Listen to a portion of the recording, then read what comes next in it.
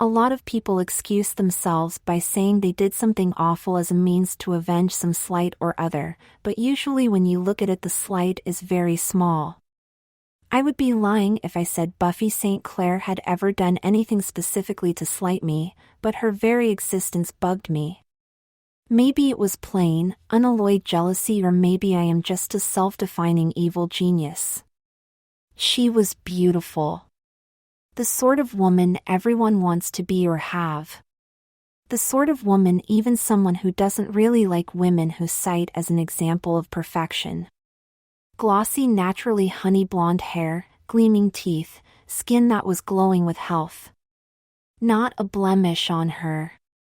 Her eyes were enhanced by the long lashes and the carefully, artfully plucked eyebrows. Her figure was a perfect hourglass. If you like measurement, I would say she was about 39-25-36, almost unreal proportions. The 39 was probably about 32G if you want a bra size. As for weight, who knows? Her perfectly toned musculature, not overly developed, still enough subcutaneous fat to make her womanly and delicious, meant that her weight with those proportions was a matter of guesswork. She was about 5 feet 10, and I, while similarly proportioned if truth be known, was several inches shorter. Your guess at her weight back then is as good as mine. If the girl had a fault, it was this: she wasn't content with her beauty. She was always looking for ways to enhance it still further.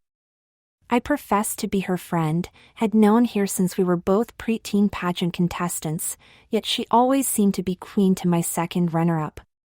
The girls who came first runner-up were, possibly, better looking and sweeter natured than me, but most of them had ended up fatter and contentedly settled as the wives of supermarket managers, or more usually, checkout girls and waitresses. At 27, the two of us were perhaps past our prime as beauty queens, but Buffy wasn't going to let go of her vanity quite that easily. She was still as gorgeous and fresh as she had been at 16 and 18.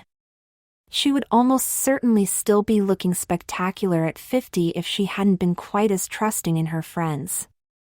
We were sharing an apartment in France. The two of us had taken up careers as air stewardesses, perhaps one of the most cliched careers for a pretty young lady. It was after all just a glorified waitressing job, but without college educations and with only our good looks and personable natures to sustain us both, it was the best of all worlds. Paris base was the ultimate in glamour for two Midwest girls like us. Buffy seemed to glory in her life. I was constantly bored. Maybe in retrospect that boredom played no small part in subsequent events. Buffy was usually the picture of health, but that April she had started to suffer from allergies and had sent me out to get some sort of antihistamines that would alleviate her symptoms. My French wasn't great, but at the pharmacy I grabbed a likely-looking box.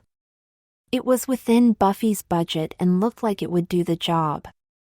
"Thanks, Pamela," Buffy had smiled winningly as I tossed her the box.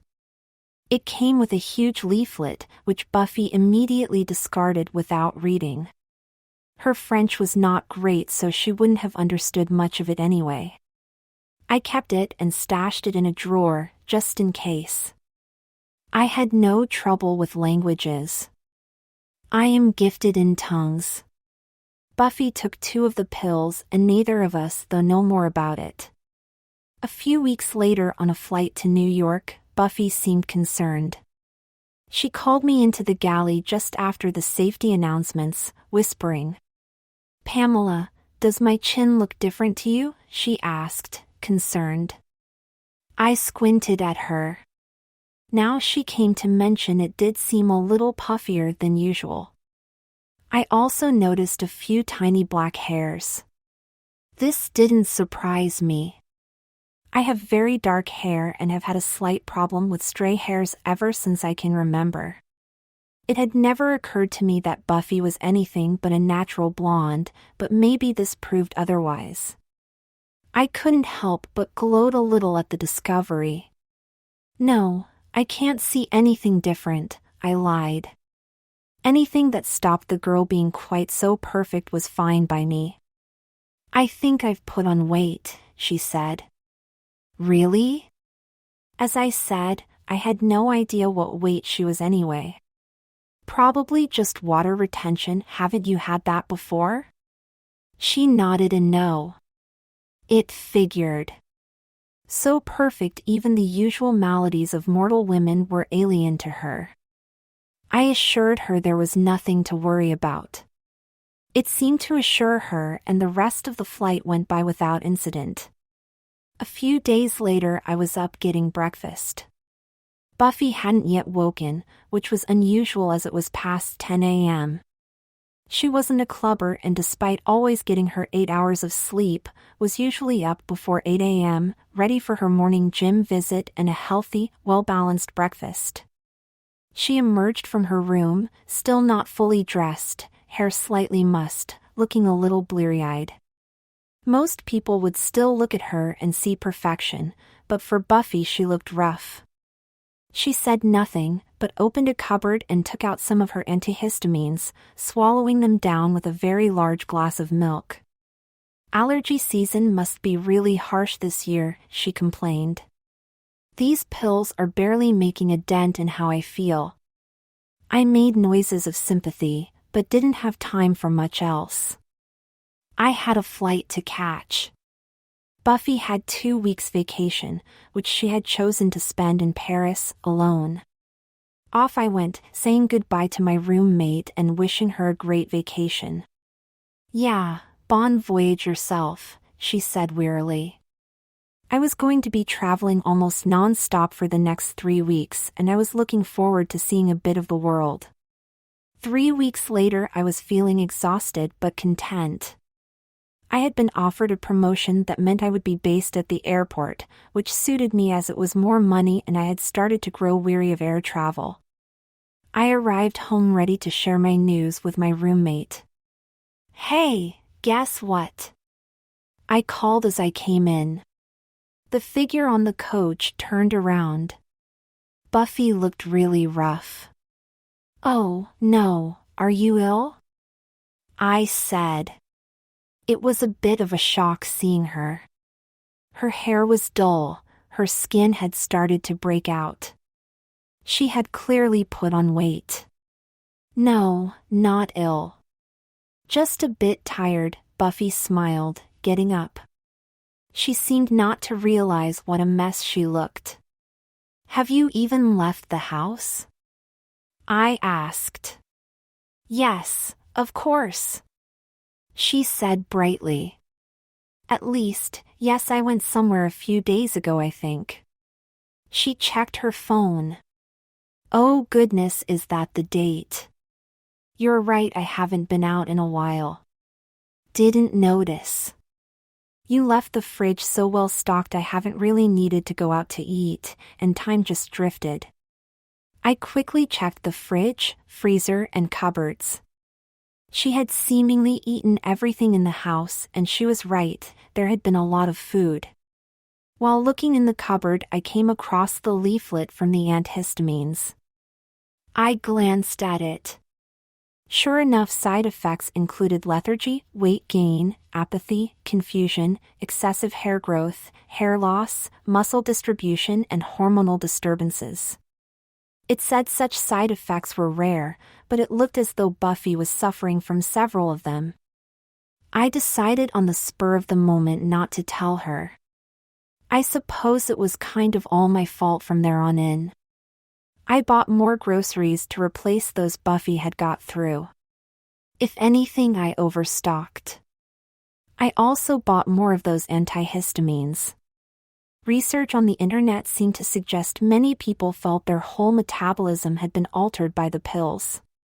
It was odd they were still on sale, but it seemed that personal opinion didn't make a difference to drug licenses, so remain on sale they did. While I was at it, I decided to add a few more medications. All herbal. One that had a similar effect to steroids, one that had a proven sedative effect. I was curious to see what would happen if Buffy took them all. She was back to work that Monday, well put together but ever so slightly dozy. The changes in her appearance were, perhaps, minor, but to anyone who knew her she wasn't looking great. Her waist had expanded, so she had a slightly square appearance, and her bosom wasn't quite as prodigious as it had been. Her thicker calves still looked athletic, but possibly more shot putter athletic than sprinter. Her hair was still thick, but I had looked at her brush and it was obvious she had lost quite a lot of hair in the last few weeks. It also looked a little on the lifeless side. And, dare I say it, there was a tiny hint of dandruff. The lighting in the apartment bathroom wasn't great. We had those energy-efficient light bulbs and no window, so Buffy probably hadn't really noticed the tiny hairs growing on her slightly spotty and ever so puffy chin. As she worked, flirting with the businessmen in first class, she was still a clearly beautiful woman, though her beauty was a little way short of perfection now. If I was being really unkind, I would say she had started to resemble a drag queen. A very, very good drag queen, granted. And I hadn't even started experimenting on her yet. I already started to feel a little guilty, but I really wanted to see where this would lead.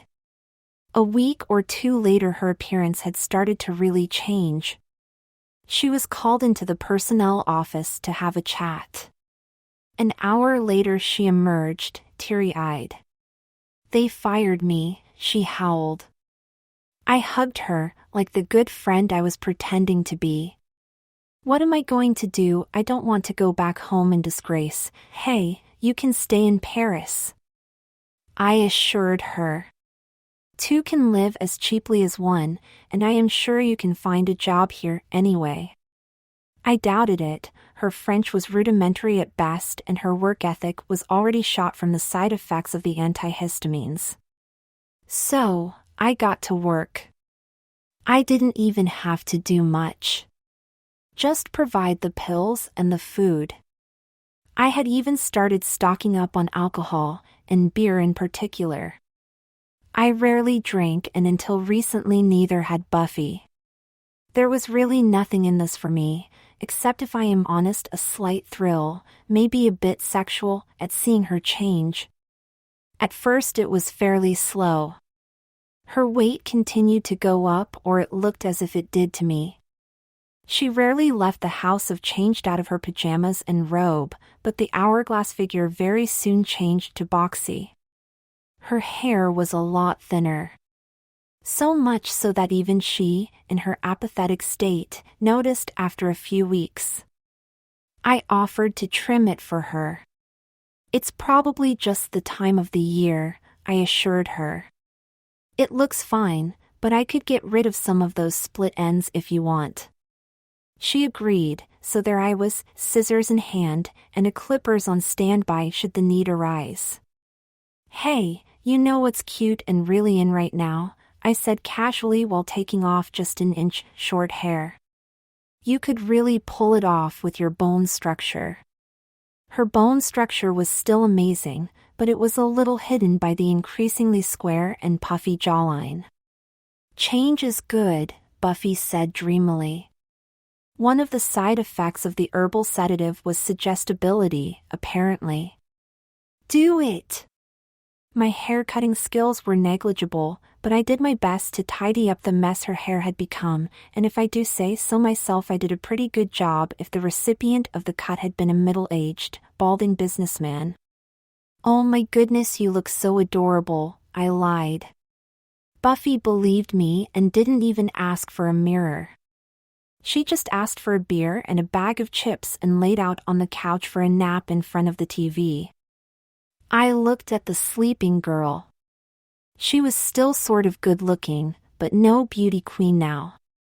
She seemed to be developing a beer belly. Her shoulders seemed broader and her waist thicker. Her boobs were perhaps a C-cup, hard to tell, but her back had broadened, so she was possibly more like 40C now rather than 32G. All back on, not so much cup. Her bras were just sort of stretched over her boobs rather than being filled now. And she seemed to have a 5 o'clock shadow. It was only 1 p.m. It occurred to me I could stop this now, I should stop it now. Any point I had been made and there was no point continuing. I threw away all the pills and decided not to replenish them. 2 months later, I decided to check the internet for side effects again. I started to feel very guilty indeed. It turned out hormone imbalance, masculinization, weight gain, and excessive hair growth were traits that stayed long after the various pills had stopped, and might even be permanent. And the combination of the 3 medications was strongly cautioned. Buffy had continued to gain weight and was still apathetic, but she had started to become aggressive with it. She was very demanding, and if I came back with not quite enough food or not enough beer, she got very angry at me. It was easier to just get her what she wanted. 3 months after that, I looked at the sleeping Buffy and realized how far this had gone. Anyone who had never met the old Buffy would assume this person, who spent most of the time on the couch these days, was an overweight, middle-aged man. If she had been a gay man, I believe the term would have been bare. Most of her hair had fallen out, so shaving it seemed like the best option. She had gone along with it. Her perfect eyebrows were no longer plucked, just sort of bushy and unkempt. Her strong, if slightly bloated jaw was always stubbly even if she shaved it in the morning, so she had given up bothering. In fact, she was pretty hairy all over. She didn't want to leave the house, her vanity was a long-lost memory. Her shape was very definitely different. The boobs had almost completely deflated, but the shoulders were very strong and broad considering how little exercise she did. Her once slender, almost swan-like, neck was now thick and short. She probably weighed about 200 pounds, a mixture of fat and muscle. There was a surprising amount of muscle for someone so sedentary. Every time I left the house, Buffy would shout and yell at me to be sure to bring them back what they wanted. It was fortunate she was a little too sluggish and lazy to be physically abusive most of the time, though I had had my hair pulled once or twice and had been slapped a few times too. And I, heaven help me, sort of liked the way this had gone. Maybe I didn't like myself all that much, maybe I really didn't like the old Buffy, but it was good to be needed by the new one. If I had stayed at home back in the Midwest, chances are I would be married to a slob who beat me and never left the house, but people say you can't change a person. This was at least proof that wasn't true.